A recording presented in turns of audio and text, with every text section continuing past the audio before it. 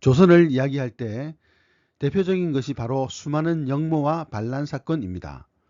왕을 몰아내고 새 정권을 수립하겠다는 무력 음모가 역모인데 우리 현대사에서도 군부 쿠데타가 2번이나 있었으니 조선이라고 일어나지 말라는 법은 없을 것입니다. 그러나 500년을 이어 이렇게 줄줄이 역모가 발생한 경우는 결코 흔한 일이 아닐 것입니다. 안녕하세요. 역사산책 자팍다식 채널입니다. 오늘은 역모와 반란, 역모로 시작해서 역모로 끝난 조선 500년이라는 제목의 영상 보내드리겠습니다. 구독과 좋아요 부탁드립니다. 감사합니다. 워낙 왕이 극악무도해서라는 명분으로 역모를 일으킨 것은 연산군을 몰아낸 중종 반정 하나에 불과했습니다. 광해군을 몰아낸 인조 반정은 권력에서 밀리고 핍박받은 서인들이 반격한 것이지만 반란의 명분에 있어서는 내세울 것이 없습니다.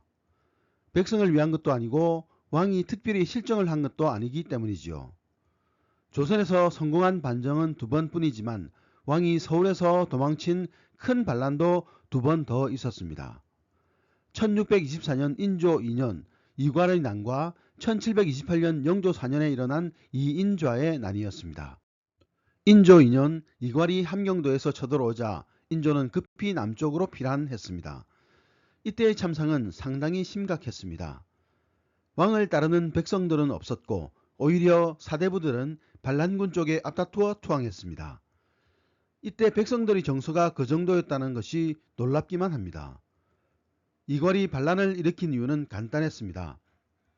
인조 반정 때에 자신의 공을 제대로 인정받지 못하고 북방의 한직으로 밀려났고 또 대궐의 몇몇 대신들이 자신을 처단하려고 쉬지 않고 모함을 해대고 있었기 때문이었습니다. 그러나 이괄은 실패하고 맙니다.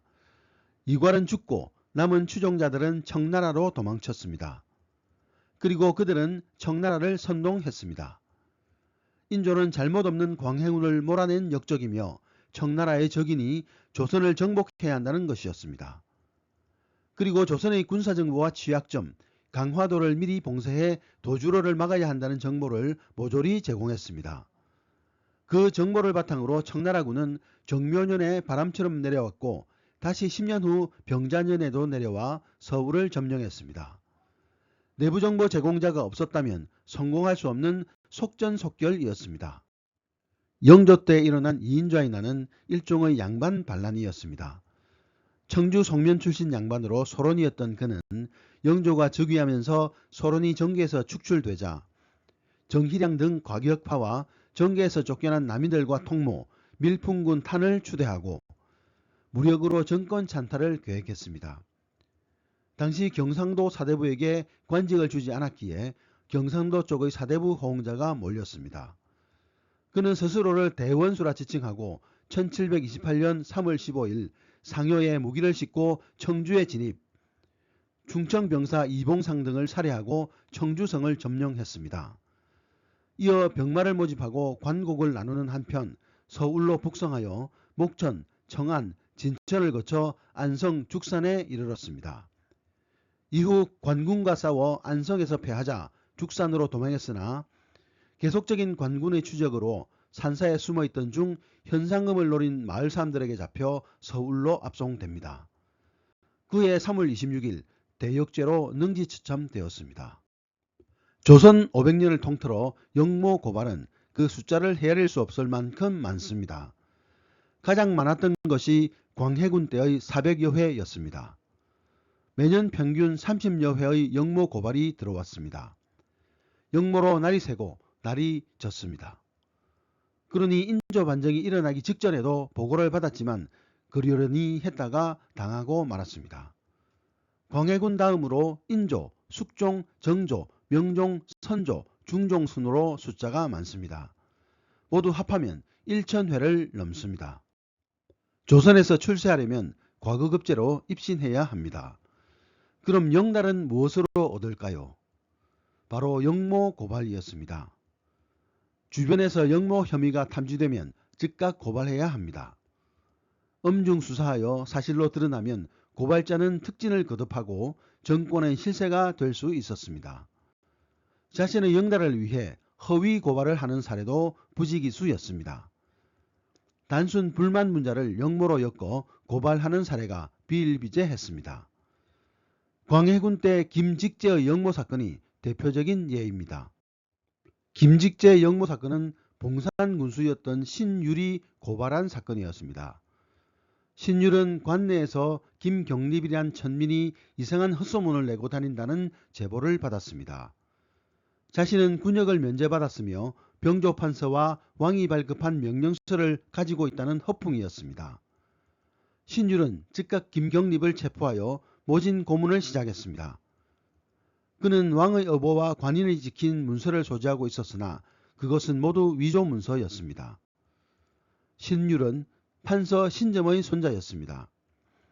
남이 대신 쓴 글로 과거에 급제했다는 소문이 돌면서 양반 사회의 왕따가 되었고 벼슬도 현감 정도에서 맴돌아 항상 불만을 가지고 있었습니다. 그는 봉산 군수로 부임한 뒤로 잔혹한 행동을 거듭했습니다. 좀도둑을 하나 체포해도 혹독한 고문을 가했는데 심지어 대나무 못으로 10손가락의 끝을 찔러 자백을 받아내는 것으로 유명했습니다. 작은 절도범도 큰 도둑으로 몰아 자신의 공적으로 보고를 올리던 자였습니다.